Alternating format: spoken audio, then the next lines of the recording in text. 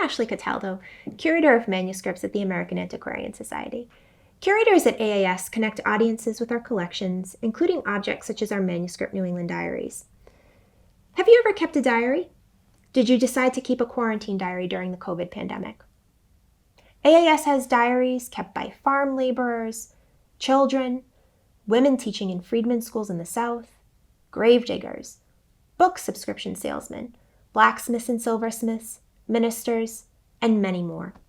This collection includes the diary of Ebenezer Parkman, who was the first minister in Westborough, Massachusetts. Parkman wrote over a period of approximately 60 years about the variety of experiences he had in central Massachusetts, including those with various epidemics, the smallpox, measles, and other infectious diseases that afflicted New England throughout the 18th century. Throughout the winter of 1760 and 1761, Parkman wrote about smallpox in his community. This was only 7 short years after the 1752 Boston epidemic, in which 6,000 people, about a third of the population, got infected, and over 500 died. 1752 was only one of the many smallpox epidemics in Boston, with the city having experienced 6 epidemics between 1666 and 1752.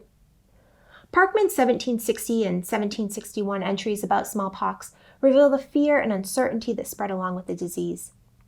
On December 3, 1760, he writes of the first case in a neighboring town. We hear Dr. Gott has the smallpox in Brookfield. Only 3 days later, he writes, daily conversation is about the smallpox, which we hear of here and there. 'Tis feared that Jacob Garfield at Captain Maynard's has it. A day later, his diary entry is all about the disease. The smallpox has not yet come out upon Jacob Garfield, and 'tis hoped will not. Last Thursday night, Dr. Benjamin Gott died of the smallpox.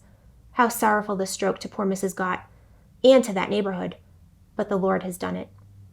By the 10th, Parkman learns that Garfield does have smallpox, and by the 13th sends along a pamphlet about inoculation to a local resident. On the 24th, Parkman assists with the fasting on occasion of the disease, and throughout January and February, he writes of renewed fears of outbreaks and deaths. But the fears and deaths don't end in February 1761. They continue on for years, and it is a diary like Parkman's that helps us to recover the lives and fears of those who struggled through epidemics in our early history. We at AAS are dedicated to collecting the record of everyday life in early America, and that dedication is most evident in the Manuscript Diaries collection.